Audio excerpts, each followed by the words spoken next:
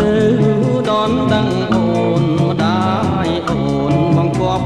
ផ្ទះបងថាដោយម្ដេចខ្លាំងបងថាខ្លួនបងក្រណាំង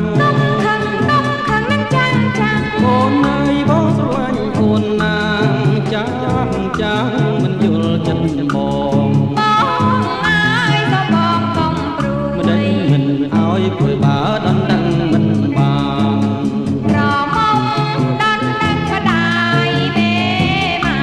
យដនដឹងចិត្តឬហើយណាស្រងបងមិនថ្មីមកនៅក្រមកពិនតែស្នេហ៍ទៅជីវិតអ្វីបើអូននៅក្រមុំពិត